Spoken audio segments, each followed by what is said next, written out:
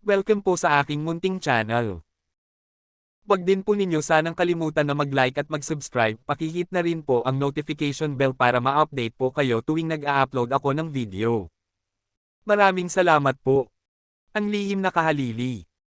Kabanata 136 hanggang 140 po. At George YouTube channel. Kabanata 136. Huminto ang sports car sa labas ng farmhouse na umaakit sa atensyon ng mga kapitbahay na patuloy na sumilip sa mga dingding. Kamusta ang ride? Medyo mayabang na tanong ni Sarah. Makinis, pero nasagasaan lang yata ng kotse ang tae ng aso, sagot ni David. Nalukot ang mukha ni Sarah. Hindi pwede yon. Mabilis siyang bumaba ng sasakyan at tiningnan ang mga gulong sa harap. Tama ang sinabi ni David. Talagang nasagasaan ng mga gulong ang tae ng aso. At mukhang gulat na gulat din si Sarah. Huwag kang masyadong mabaygo, halos hawakan ni David ang balikat niya pero pinigilan niya ang sarili. Walang perpektong bagay sa mundong ito. Kung ito man ay isang tao o kotse, ang mga imperfections ay bahagi at bahagi ng mga ito. Medyo galit na napatingin sa kanya si Sarah. Hindi naman ako galit sa kotse. Mas nagalit ako sa moldite na asong tumae sa kalye. Tila ay mga asong kalye, casual niyang sinabi. Wala tayong maasahan na manner sa kanila. Isang aso ang tumae sa harap ng iyong bahay, at hindi mo ito kinukuha.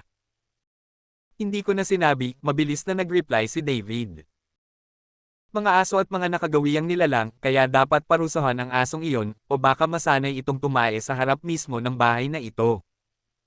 Hindi mo kailangang mag-alala tungkol sa lahat ng ito dahil haharapin ko ang asong iyon ngayong gabi. Pakiramdam niya ay alam na niya kung ano dapat ang susunod niyang video sa vlogging channel. Dapat nakakaaliw ang pakikipaglaban sa asong kalye at pagtatuboy dito, naisip niya. Mas maganda ka.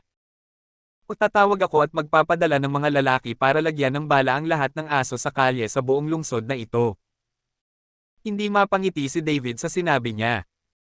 Sigurado akong nagbibiro ka, Madam Sarah. Papasok na tayo sa loob. Hindi nagbibiro si Sarah, pero matapos maalala na may aso si David noon, hindi na niya itinuloy ang bagay na iyon. Tara na. Pumunta si David sa harapan at binuksan ang pinto. Tinubukan na ni Betty na maupo, kaya nagmadali si David at tinulungan siya. Nanay. Umupo si Betty sa tulong niya, ngunit ang mga mata niya ay ganap na nakatutok sa dalagang kakapasok lang sa pintuan. Kamukhang kamukha niya ang kanyang ina. Nakatingin din si Sarah kay Betty, maluwag na nakahalukip-kip ang mga kamay sa dibdib. Kaya ito ang babaeng pinagtrabahuan ni Lola. Kung hindi ko lang pinakasalan si David, tinuruan ko siya ng leksyon, pero ngayon. Lumapit siya at umupo sa upuan. Kumusta ka, Bienan? Ano ang kailangan kong gawin? Ginugugol ko ang lahat ng oras sa pagpapahinga sa kama na ito, araw-araw, sabi ni Betty, pilit ngumiti at hindi nakakaawa. Walang makeup sa mukha niya, at kitang-kita ang dark circle sa ilalim ng mata niya. Kalimutan mo na ako. Ipinatong niya ang kanyang kamay sa kanyang anak. Ano ang tingin mo kay David? Sa tingin mo ba babagay siya sa pamilya Jones, o? Nako, sa palagay ko babagay siya, paniniguro ni Sarah. Sa totoo lang, akala ko sa umpisa ay istorbo siya, pero binibigyan niya ako ng espasyo at hindi nagsasalita ng basura. Nakikinig siya sa sinasabi ng aking mga magulang at sinisikap niyang unawain sila na labis kong pinahahalagahan. Hanggang ngayon, tiyak na pumasa siya bilang manugang. Mukhang nagulat si Betty. Sandali niyang inilipat ang tingin kay David. Hindi ko ibig sabihin na magmayabang, ngunit ang aking anak ay isang hindi nilinis na hiyas. Bigyan siya ng kinakailangang paggamot at makakakuha siya ng sapat na kakayahan upang mapabilib ang sinuman. Maaari siyang magtrabaho sa anumang uri ng kapaligiran. Nay, sobra mo na akong pinupuri, talagang nahiya si David dahil alam niya higit kanino pa na wala pa talaga siyang nararating sa buhay niya. Marahan niyang ipinatong ang ulo sa balikat ni Betty, at tinapik nito ang pisngi nito. Walang sinabi si Sarah. Nakita ko. Mama's boy siya. Takabuti na lang sa bahay na ito tumira. Parehong responsable ang mag-asawa na panatilihin ang dignidad ng relasyon, sabi ni Betty. Hindi uubra ang pag-aasawa kung pareho silang hindi kumikilos ng responsable at nagsisikap na maunawaan ang isa't isa sa halip na makipagtalo sa isa't isa. Tumingin siya kay Sarah. Galing ka sa isang mahusay na pamilya. Hindi ko sinasabing wala kang pasensya, pero huwag kang madaling magalit kay David. Kapag sinimulan mong intindihin ang nararamdaman niya, automatiko kang bababa ng ilang hakbang para makipag-usap sa kanya. Napalingon siya kay David. Ikaw naman, David. Dapat mong ituring ang sanggol sa kanyang tiyan bilang sa iyo. Kung tutuusin, walang batang darating sa mundong ito nang walang pahintulot ng Diyos. Tinatapik pa niya ang pisngi nito. Kung ano man ang mangyari sa inyong dalawa sa hinaharap, huwag mong ipagdamot sa bata. Dati, marami kang pasensya, ngunit sa mga araw na ito, nabawasan ang pasensya mo, marahil dahil sa lahat ng stress sa iyong buhay. Ngunit, mayroon ka na ngayong pamilyang Jones upang suportahan ka, kaya palayain ang iyong isip at puso. Pagod na si Betty sa sobrang pagsasalita kaya nahigi siya sa kama. Pumunta si David sa kusina para magdala ng tubig ng niyog. Mag-isa lang ngayon sina Sarah at Betty sa bulwagan. Nakatingin pa rin si Betty kay Sarah at nakaramdam siya ng saya dahil ang kanyang anak ay nakapagpakasal sa isang napakagandang binibini. Ano ang iyong buong pangalan, Biyenan? Tanong ni Sarah. Nabura ng tanong niya ang kaligayahan sa mukha ni Betty. Si Betty naman. Betty lang. Oo. Ako ay isang ulila, pagsisinungaling ni Betty. Ganoon ba? Siguradong mahirap ang buhay mo paglaki mo. Tama ka dyan, hindi nagsinungaling si Betty sa pagkakataong ito. Kung ulila ka, paano mo nakilala ang iyong dating asawa? Tanong ni Sarah. Hindi inaasahan ni Betty ang ganoong tanong mula kay Sarah. Itong babaeng ta. Pumunta ba siya dito para tanungin ako o ano? Pagod na ako. Sa susunod na pagpunta mo rito, sasabihin ko sa iyo ang higit pang mga detalye, Sarah. Hindi ka tatutol kung tawagin kitang Sarah, tama. Hindi ako tatutol, mahina akong sagot ni Sarah. Kaya walang kakampi ang nanay ni David. Iyan ay mabuti para sa pamilya Jones sa isang paraan. Nga pala, balita ko pinabalik mo yung mga maid na inayos sa'yo ni Albert. Bakit? Ang anak ko ang ikinasal sa pamilya Jones, hindi ako, sagot ni Betty, habang nakatingin sa malayo. Hindi ko kailangan ng anumang espesyal na paggamot. Wala akong inaasahan mula sa pamilya Jones. Tapat na sa akin ang munting bahay na ito. Kapag nabawi ko na ang aking kalusugan, makakahanap ako ng trabaho at mabubuhay sa sarili kong lakas. Manam. Hindi inakala ni Sarah na babalik si Betty sa buong kalusugan dahil sa hitsura niya ngayon. Sana gumaling ka agad. Salamat. Sabi ni Betty. Nagdala si David ng tubig ng niyog sa 3 baso, tig-iisa. Habang binibigyan niya si Sarah ng baso, hinawakan niya ito sa isang paraan, ang isang daliri niya ay nasa loob ng baso, hinahawakan ang tubig ng niyog, at hindi iyon nagustuhan ni Sarah. Hindi, salamat, hinarang niya ang salamin gamit ang kanyang kamay. Ang tamis talaga nito, giit ni David. Dapat mong subukan ito. Sa susunod, si David, kumalukip-kap siya at pilit na ngumiti. Pagkatapos ay tinulungan ni David ang kanyang ina na uminom ng tubig ng niyog habang ito ay nagpapahinga pa rin sa kama. Bahagyang kumunat ang noo ni Sarah. Ginagawa ba niya ito tuwing pumupunta siya rito? Bakit siya gumagawa ng isang bagay na dapat gawin ng isang kasambahay? Nakatingin si Betty kay Sarah. Bagamat maaaring hindi naunawaan ni David kung bakit tinanggihan ni Sarah ang tubig ng niyog. Tiyak na naunawaan ni Betty, at nagsimula siyang makaramdam ng kaunting pagkabalisa tungkol sa kinabukasan ng kanyang anak. Ang asawa mo ay hindi simpleng babae, David. Hindi ito magiging madali, ngunit sana ay maging maayos ang lahat sa inyong dalawa. Kabanata 137. Nagising si David ng mas maaga kaysa sa karaniwan niyang ginagawa. Kakaibang matamlay ang pakiramdam ko ngayon. Paglabas niya ng kanyang silid, naglilinis ng mga pinagkainan ang kasambahay kagabi. Umiti ito sa kanya. Nakatulog ka ba ng mabuti? Hindi naman, pero ayos lang ako. Hindi tama ang pakiramdam ng biglang nag-aalaga ang makasarili na maid na ito. Alam ba niya na nagpakasal din ako sa pamilyang Jones? Isa sa mga lalaking sumilip sa iyong hardin mga 1 linggo na ang nakalipas ay ang anak ng mga kamag-anak ko, sabi niya. Humihingi ako ng tawad sa kanyang lugar. O, kaya siguro naglakas loob siyang tumalon sa pader dahil alam niyang dito ka nagtatrabaho. Siguro. Ang pag-akyat pa rin sa mga dingding at pagnanakaw ng mga prutas ay hindi magandang bagay, sabi ni David habang nagsisipilyo siya. Kung iisipin, nakunan ko ang away ng aso at nakalaban ko ang 4 na aso kagabi. Kaya pala late na ako natulog. No wonder naduduwag ako ngayon. Manem. Nakita ng maid na muntik ng matamba si David. Bo, okay ka lang. Hinawakan siya. Ayos lang ako. Sigurado ka bang wala kang sakit? Kung hindi niya ito nasalo, malamang ay nahulog na ito sa lababo, ngunit pinadaos-daos nito ang kamay pababa sa tiyan nito. Hindi ka mukhang okay sa akin. Sabi ko ayos lang ako. Tinulak niya ang mga kamay niya. Hindi lang ako nakatulog ng maayos, yun lang. Oo okay. Naghilamaw si David at lumabas ng kusina, iniisip kung sinubukan lang ba ng maid na lumapit sa kanya. Bakit nangyayari ang lahat ng ito pagkatapos ng kasal? Bigla niyang naalala si Emma for some reason. Nilapitan niya ako bago ang kasal mismo. Hindi siya tulad ng mga babaeng ito, pero wala ako sa posisyon para tanggapin ang pagmamahal niya. Gusto ko sana siyang i-message at kausapin, pero sa tingin ko ay mabuti para sa aming dalawa kung layuan namin ang isa't isa.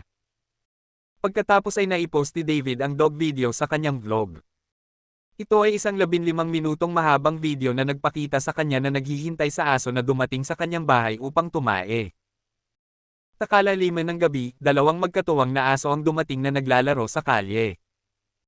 Matapos silang mapagod, pumunta sila sa kanyang bahay at nagsimulang tumae sa harap mismo ng bahay. Naghanda na si David ng 2 patpat at tumakbo siya palabas at binugbog ang 2 aso habang sila ay nasa kalagitnaan ng pagbaba ng timbang. Ang mga aso ay tumakbo ng medyo malayo, ngunit sila ay tumalikod at tumahol sa kanya ng galit. Ano? Hindi pa ba sapat ang mga hit? Hindi siya umatras bagkus ay sinundan niya sila. Kung lalapit ka ulit sa bahay ko, babaliin ko ang mga buto mo. May camera din siyang nakakabit sa shirt niya kaya hinabol niya ito ng malayuan. Gayunpaman, ang 2 aso ay sumali sa 2 pang aso at lumapit sa kanya. Kahit na natatakot siya ay may dala pa rin siyang 2 matitibay na patpat. Kaya't ikinaway niya ang mga patpat sa lahat ng nakuha niya at nagawa niyang talunin ang mga aso nang hindi nagdusay kahit isang gasgas. Sa huli, sumuko ang mga aso matapos makatikim ng ilang masasakit na suntok sa kanilang mga gulugad at tumalon sa iba't ibang direksyon. Hindi ako sigurado kung ang video na ito ay mag-click o hindi, ngunit umaasa ako na ito ay nagbibigay aliw sa ilang mga tao, naisip ni David na iyon ang kanyang pangunahing layunin. Samantala, sa bahay ng pamilya Perez, ipinakita ni Bea sa kanyang ina ang mga larawang ibinahagi ni Aubrey sa social media. Tuwang-tuwa si Anna nang makitang okay ang kanyang bunsong anak. Nag-aalala siya nitong mga araw at hindi man lang makatulog ng maayos. Naging personal assistant siya ni Matthew Lopez, Mom, excited na sabi ni Bea. Kung lihim siyang kumukuha ng mga komisyon, kikita siya ng kahit ano. Ang mga regalong matatanggap niya ay nagkakahalaga ng higit sa kung ano ang maaaring kikitain ni tatay. Nandoon din si Patrick pero hindi siya umimik. Sa katunayan, hindi niya nakita ang mga litrato ni Aubrey kahit na sinubukang ipakita sa kanya ni Bea. Siya ang nagpalaya sa kanya, kung tutusin. Huwag kang masyadong excited, Bea. Sisiguraduhin ng pamilyang Jones na mawawalan ng trabaho si Aubrey. Sa tingin ko ay hindi, tatay. Confident na sabi ni Bea. Ang pamilya Lopez ay hindi mababa sa pamilya Jones. Basta maganda si Aubrey, hindi ko siya nakikitang nawalan ng trabaho. Hindi ba close ang pamilya Lopez at Jones? Nagtaka si Patrick. Nang makita kung paano siya nakakuha ng trabaho sa pamilya Lopez, malamang na iniisip niyang gawin muli si Aubrey. Ganon din ang ideya ni Bea. Hindi si Aubrey ang tipong magpatawad o makakalimutan ang mga taong gumawa ng masama sa kanya.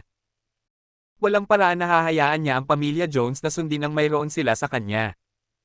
Maaari mo ba siyang tawagan? Tanong ni Anna kay Bea. Ibinahagi niya ang kanyang profesional na numero online, ngunit ano ang iisipin niya kung bigla namin siyang tinawagan pagkatapos niyang makakuha ng trabaho. Nagdadalawang isip si Bea, kahit na gusto rin niyang makausap ang kanyang nakababatang kapatid. Kahit na hindi sila nagkasama ng maraming taon habang lumalaki, nagkaroon pa rin siya ng magandang relasyon kay Aubrey. Hindi. Huwag mo siyang tawagan, sabi ni Patrick. Hindi mo ba naaalala ang babala ni Albert Jones? Para sa lahat ng alam natin, maaaring tinatap nila ang ating mga tawag sa telepono, kaya huwag natin silang bigyan ng pagkakataon. Tapos, Dad, hindi mo na ba kakausapin si Aubrey? Hindi ko siya pinalabas ng bahay dahil lang sa sinabi ni Albert, paalala ni Patrick. Si Aubrey ay nakagawa ng mga pagkakamali na nagbigay sa pamilya Jones ng maraming dahilan para sirain ang aming buong pamilya kasama niya. Ginawa ko lang ang kailangan para mailigtas ang pamilya ko. Kung ayaw mong nasa ilalim ng bubong na ito, kung gayon, sigurado, maaari mong tawagan ang iyong kapatid na babae. At nalalapat din ito sa iba sa bahay. Nagkatinginan sina Ana at Bea at kumunat ang noo. Maya-maya lang, may nag-doorbell. Pumunta si Bea at binuksan ang pinto at nakatanggap ng shock of the week dahil si Sarah ang nakatayo sa labas. Kabanata 138. Nagdilim agad ang ekspresyon ni Bea matapos makita si Sarah. Bakit ka nandito? Para makita kung paano tayo naghihirap. Napangiti ng maluwag si Sarah. Ang mayaman ay may yelo sa tag-araw, at ang mahirap. Ang tao ay may kanya sa taglamig. Ngayon, hindi mo masisisi ang mayaman sa kawalan ng kakayahan ng mahirap, hindi ba? Hindi na palaki ng maayos ng iyong mga magulang ang iyong kapatid, kaya naman hindi kanya ipinagkakait sa iyong pamilya ang anumang pagkakataon. Sigurado akong iniisip mo na si Aubrey ay nakakuha ng trabaho, ngunit ang kanyang trabaho ay walang pinagkaiba sa isang mahirap na lalaki na nagkakaroon ng yelo sa taglamig. Si Matthew Lopez ay akmang-akma sa kahulugan ng isang tao na karapat-dapat sa impyerno. Sinungaling, nangangalo niya, mamamatay tao, at nagpapatuloy ang listahan. Siya ang sagisag ng basura. Habang tumatagal ang kapatid mo sa ilalim ng lalaking iyon, mas mapanganib ito para sa kanya at sa iyong buong pamilya. Natagpuan ni Bea ang kanyang sarili na nagngangalit ang kanyang mga ngipin habang si Sarah ay tila inaalagaan niya ang pamilya Perez. Ano ang pinunta mo dito? Iyan ang pangunahing tanong. Ipapasalito mo ba ako nang hindi man lang ako iniimbitahan sa iyong bahay? Tanong ni Sarah na medyo naiinis. Naikuyom ni Bea ang kanyang mga kamao, sinusubukang pigilan ang sarili. Sabihin mo ang gusto mong sabihin. Ayaw niyang papasukin si Sarah at makilala ang kanyang mga magulang. Ayos lang. Pumunta ako dito para sabihin sa iyo na tawagan mo si Aubrey at paalisin mo siya sa trabaho, mahinahong sabi ni Sarah. Ha? Mabilis na sabi ni Bea. Bakit ko naman gagawin yun? Siya ay pinalayas ng kanyang pamilya, ngunit siya ay nagtrabaho ng husto at nakakuha ng trabaho. Ngayon, gusto mong sabihin ko sa kanya na huminto sa trabaho. Niloloko mo ba ako? Tinasabi nila na ang walang ingat na kabataan ay nakakapanghinayang sa pagtanda, inilagay ni Sarah ang kanyang kamay sa kanyang tiyan. Kung ang isa ay kumilos ng tama sa bawat sitwasyon, hindi na niya kailangang magsisi pagkatapos. Medyo naging reckless ako katulad ng ate mo at nakagawa ng ilang pagkakamali sa buhay ko kaya naman naglaan ako ng oras para pumunta dito para balaan ka na delikado si Matthew. Maraming mga babaeng nauugnay sa kanya ang nawala, kung alam mo kung ano ang ibig kong sabihin. Bumilis ang tibok ng puso ni Bea. Hahayaan mo man si Aubrey na gumawa ng isa pang malaking pagkakamali o hindi. Ipaubaya ko na lang sayo. Sabi ni Sarah. Takto namang pumasok sina Patrick at Ana sa view ni Sarah. Nagulat silang dalawa nang makita si Sarah sa labas. Sa kabila ng lahat ng nangyari noon, niyaya ni Ana si Sarah na pumasok. Nanay. Hindi yun ginusto ni Bea. Kaaway natin siya. Paano mo siya papasukin sa bahay natin? Kaaway man o hindi, bisita siya, malamig na tiningnan ni Ana ang anak. Hindi mo maaaring panatilihing nakatayo ang isang bisita sa pintuan. Itinikom ni Bea ang bibig niya pagkatapos. Umupo si Sarah sa isang sofa. Nag-alok si Ana ng mga matatamis at soft drinks, ngunit magalang na tumanggi si Sarah.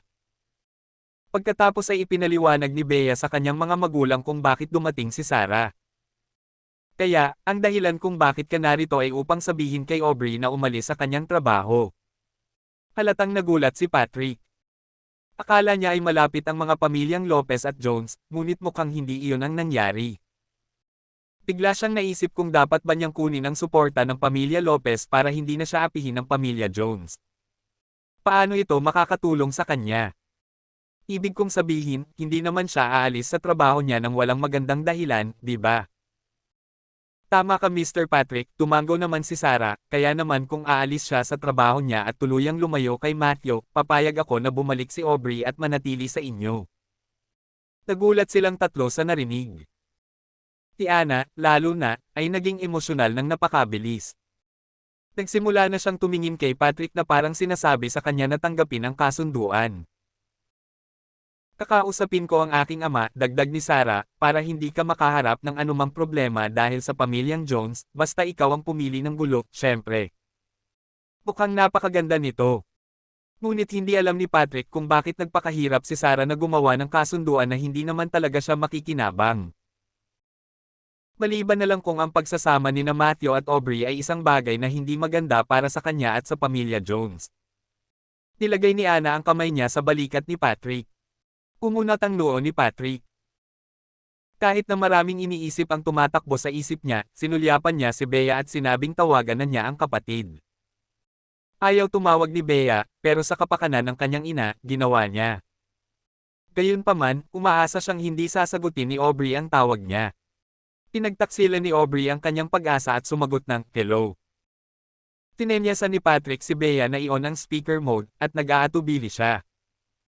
Aubrey, kamusta ka na? Tinubukan ni Bea na magsalita ng normal. Kaya sa wakas naalala mo na ako, sis.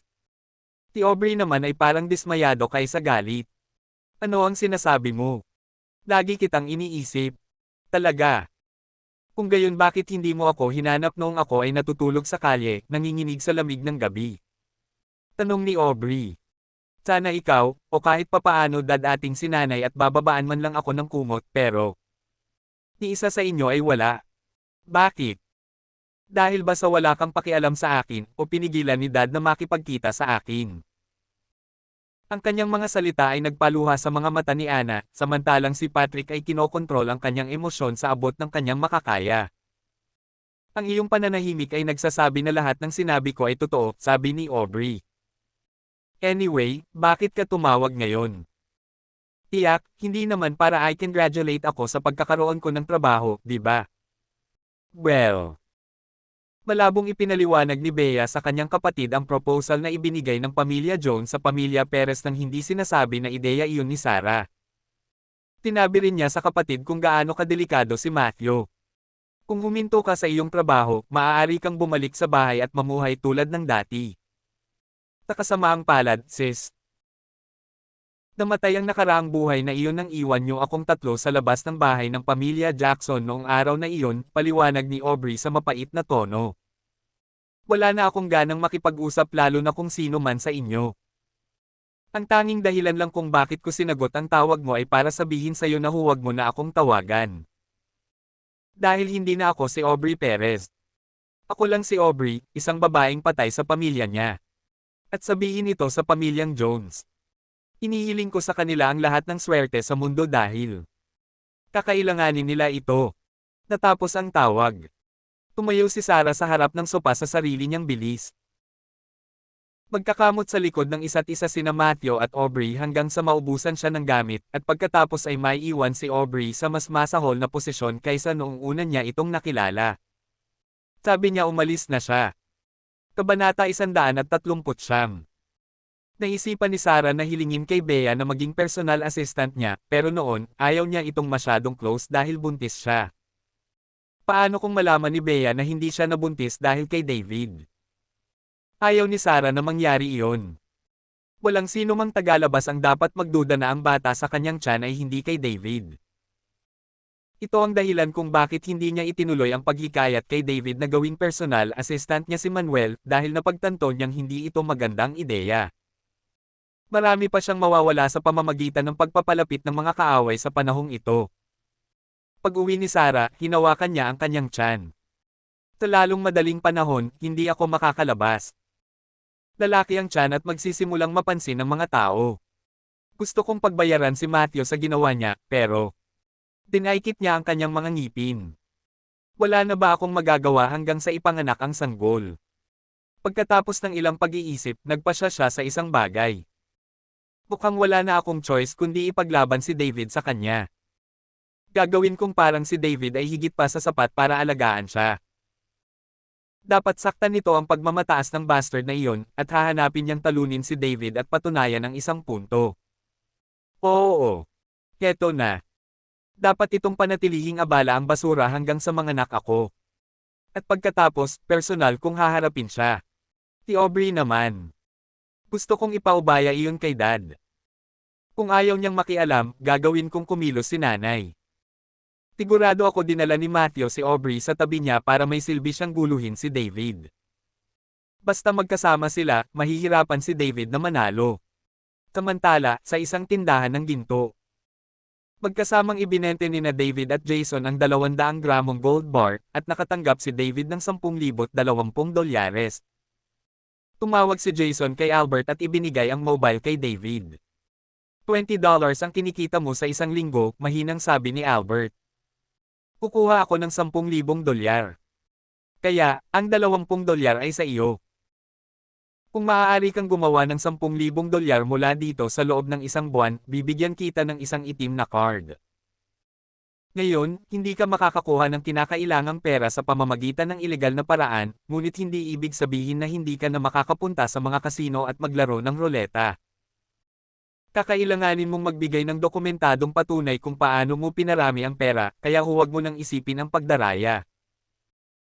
At syempre, hindi ka maaaring humiram sa iba, at ang perang kinikita mo sa anumang paraan ng hindi ginagamit ang $20 na ito ay hindi mabibilang.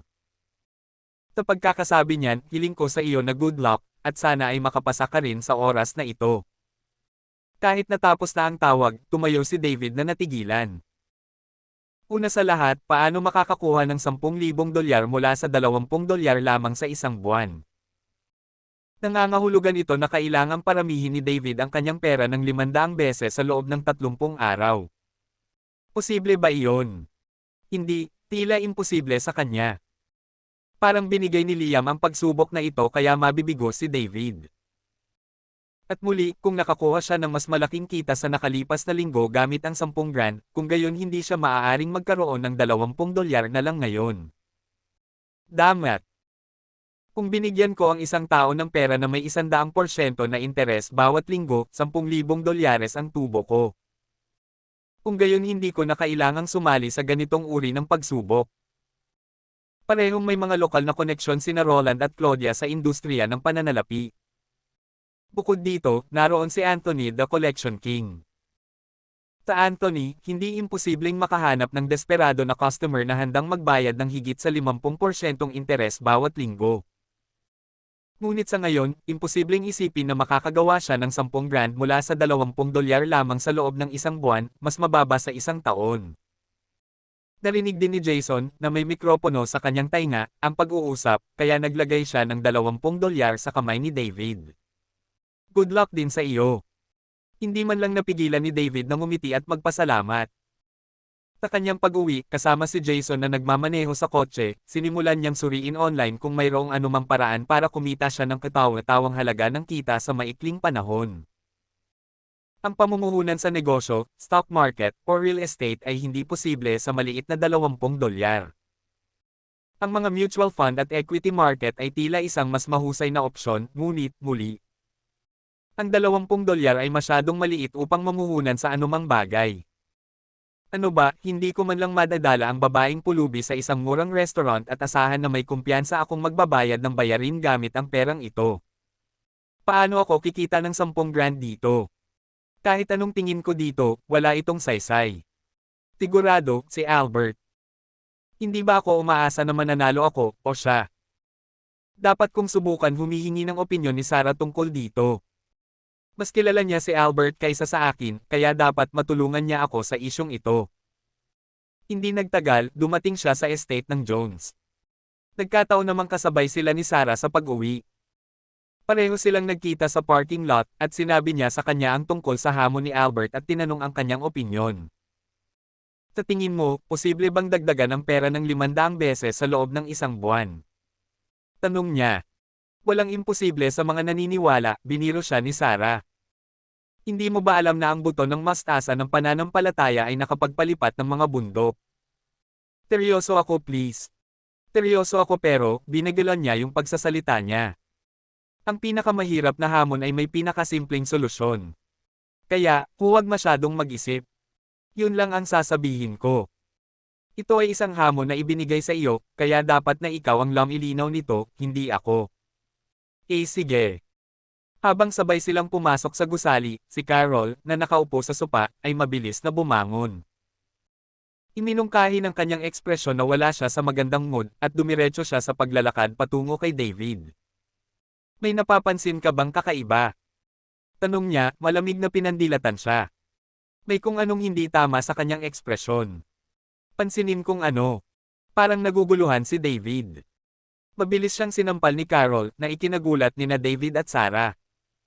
Kabanata 140. Mabilis siyang sinampal ni Carol, na lubos na ikinagulat nina David at Sarah dahil ito ay ganap na hindi inaasahan.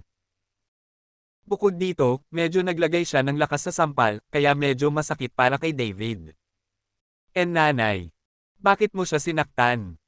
Humingi ng sagot si Sarah. Tumahimik ka, itinuro ni Carol ang kanyang daliri kay Sarah, halos magluha ng lason mula sa kanyang bibig. Bumilis ang tibok ng puso ni Sarah dahil hindi pa niya nakita si Carol na galit na galit. Tingnan mo. Sa sahig, single ni Carol kay David, halos ihagis ang sarili sa kanya. Tumingin siya sa ibaba at napansin niya na ang puting marmol na sahig ay may kulay na madilim na kulay dito. Ano itong layer ng itim na bagay sa mga tile na ito? Iyon ay dahil ang manggagawa na iyong tinanggap ay malamang na gumamit ng acid sa paglilinis ng sahig. Mahigpit na hinawakan ni Carol ang t-shirt ni David at pinaikot iyon na nagpalabas ng butones. May ideya ka ba kung gaano kahalaga sa akin ang bawat isa sa mga marmol na ito? Pinapaalis ko ang mga kasambahay kung nakalimutan man nilang maglinis ng sahig ng isang araw. Ang mga tile na ito ay sama-samang nagsisilbing alaala ng aking ina at binuhusan mo sila ng asido. Mahusay na trabaho. Mahusay na trabaho, Manugang. Dahil nagawa mo ng mabuti ang isang trabahong ibinigay ko sa iyo, sa palagay ko ay dapat kang pumunta sa bahay ng iyong ama at magpahinga. Napag-ipunan mo. Emma, hindi niya masasabi. Sinusubukang magsalita ni Sarah, ngunit pinandilatan siya ni Carol at hindi siya hinayaang magsalita. Nipatikip ng labi si David sa kaunting guilt. Bigyan mo ako ng isa pang pagkakataon. Pinitawan ni Carol ang sando ni David at lumingon sa kabilang side, umuwi ka na at huwag kang magpapakita ng mukha dito hanggat hindi kita tinatawag. Tumingin si David kay Sarah, lumapit ito sa kanya at bumulong, medyo galit siya ngayon, pero sigurado akong matatahimik na siya sa loob ng ilang araw. Kaya gusto mo na rin akong umalis. Bahagyang nanginig ang puso ni David. I'm sorry, pero nagkamali ka talaga, sabi ni Sarah. Pinarusahan talaga ng kanyang ina at ama ang iba kapag nagkamali sila kaya naman napilitan din si Sarah na pakasalan si David na nagmula sa mahirap na pamilyang Jackson. Medyo nadismaya si David nang marinig ang sinabi ni Sarah. Matapos maglakbay kasama siya ng higit sa 1 linggo. Talagang nagsimula na itong makonect sa kanya, kaya nabigla siya nang sabihin ni Sarah ang mga salitang iyon dahil inaasahan niyang ipaglalaban siya nito. Bagamat maganda ang pakikitungo ni Sarah sa kanya nitong nakaraang linggo, bigla siyang nakaramdam ng pagiging outsider. Nakuha ko. Ibinaba ni David ang kanyang ulo at nagsimulang maglakad palabas. Ihahatid sana siya ng kanyang biyenan sa labas ng tanghalian, at hindi niya inaasahan na magiging ganito ang mangyayari. Ngunit sino ang dapat sisihin? David. O ang matandang manggagawa na gumamit ng asido sa paglilinis ng sahig?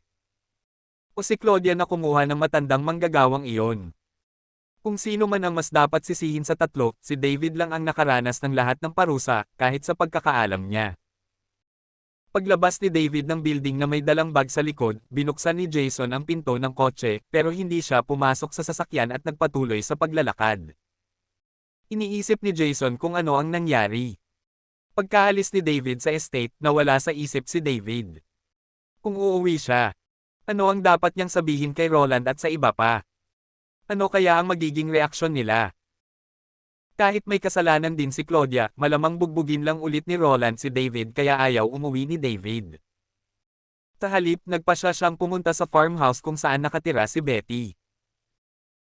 Nagpadala rin siya ng text message kay Claire na sinasabing dalhin niya ang kanyang mga damit sa farmhouse. Samantala, sinimulan ni Carol na parusahan ang mga kasambahay sa pagpapalam kay David at sa matandang trabahador na linisin ng asido ang sahig. Tinabi niya sa kanila na hindi niya sila bibigyan ng anumang sweldo para sa kasalukuyang buwan pati na rin sa darating na buwan, at malaya silang umalis kung gusto nila.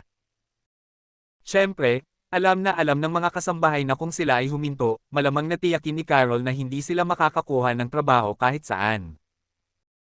Habang ang 6 sa 7 kasambahay ay nakakuha ng kanilang 2 buwang halaga ng sweldo, si Jenny ay binigyan ng triple ng parusa dahil siya ang punong kasambahay. Gayunpaman, binigyan ni Carol ng paraan si Jenny at ang mga kasambahay sa pamamagitan ng paggawa ng 2 bagay. Una, hanapin ang matandang manggagawa at dalhin siya at ang kanyang buong pamilya sa kanya. Pangalawa, linisin ang sahig sa paraang magiging sariwa at bago ang mga marbles. Tinabi rin ni Carol kay Jenny na huwag magbigay ng anumang pera o bagay sa pamilya Jackson at huwag ding tumugon sa kanilang mga tawag. Hindi na nagulat si Jenny dahil alam niya kung anong klaseng tao si Carol. Gag-antay siya ng mabuti ng doble ng mabuti at ng masama ng 10 beses ng masama. Nang si Carol ay nasa napakainit na kalooban, hindi makausap ni Sarah ang tungkol sa kahit ano, kaya tinawagan ni Sarah ang kanyang ama at sinabi sa kanya ang nangyari. Pinalis niya siya ng walang katiyakan. Inawakan ni Albert ang kanyang noo. Ano ang iniisip niya? Wala pang isang araw mula noong kayong dalawa ay bumalik mula sa honeymoon, at pinauwi na niya siya. Ano ang iisipin ng mga tao? May isa pa akong sasabihin sa iyo, Dad, ipinaliwanag ni Sarah ang tungkol kay Aubrey na naging personal assistant ni Matthew. Tiyak na gagamitin niya ito para manggulo. Kaya, gumawa ng isang bagay. Ayokong makisali sa mga gawain ng kabataan. Ngunit dahil malamang na hindi nakuha ni Aubrey ang trabaho, at wala ka rin sa posisyon na i-stress ang iyong sarili, gagawa ako ng exception sa pagkakataong ito at magsasalita kay Larry, paniniguro ni Albert. Salamat Ama. Natapos ang tawag, at nagdial si Albert sa tatay ni Matthew at nagpaliwanag sa sitwasyon. Ang iyong anak ay lumagpas na sa limitasyon minsan sa pamamagitan ng pag-atake sa aking manugang sa aking bahay. Kung hindi mo lang siya anak, paparusahan ko siya doon at pagkatapos, pero, anyway. Alam mo na ang gagawin ngayon. Ayusin ang ugali ng iyong mga anak, at sabihin sa kanya na kumuha ng isa pang katulong. Sasabihin ko sa kanya para sigurado, Albert, magalang na sagot ni Larry. Pagkatapos ay tinawagan ni Larry ang numero ng kanyang anak. Nagulat siya nang sumagot si Aubrey at sinabing busy siya. Napakunot ang noo ni Larry at inisip na parehong nagtatalik sina Aubrey at Matthew kaya pinutol niya ang tawag at naiinis dito. Gayunpaman, talagang binubugbog ni Matthew ang isang babae sa isang hotel. Ang lakas ng loob mong ebitag ang kaibigan ko. Tinuntok niya ito sa mukha at saka tumingin sa kaibigan. Ano ang gusto mong gawin? Mabilis na sinabi ng kanyang kaibigan. Isang sikat na artista sa pelikula, dahil sinubukan niya akong ebitag sa pamamagitan ng panganganak sa aking anak, tumawag tayo ng surgeon at alisin ang kanyang sinapupunan. Kinilabutan ng babae sa narinig. Hindi. Pakiusap kahit ano maliban doon. Hinawakan niya ang mga paa nila at nagmakaawa. Kinuha ni Matthew ang kanyang mobile mula kay Aubrey at tumawag pa rin sa isang surgeon na dumating pagkatapos ng ilang minuto at ginawa ang operasyon sa mismong silid ng hotel. Nagpasalamat ang kaibigan ni Matthew sa kanya at sinubukang bigyan siya ng tseke na nagkakahalaga ng $250,000. Ngunit tumanggi siyang kunin ito, at sinabing tumulong siya para sa pagkakaibigan at hindi sa pera. Gayunpaman, lihim itong ibinigay ng kanyang kaibigan sa personal assistant ni Matthew na si Aubrey, at sinabihan itong idagdag ang pera sa kayamanan ni Matthew. Masayang tumango si Aubrey, ngunit wala siyang balak na ibigay ang perang iyon kay Matthew. Gumagawa ako ng libu-libong dolyar bawat oras. Hindi ko alam na ang katulong ng isang bilyonaryo ay maaaring kumita ng ganito kalaki. Gustong-gusto ko ang trabahong ito. Abangan ang susunod na kabanata. Please like and subscribe my channel. Maraming salamat po sa inyong pakikinig.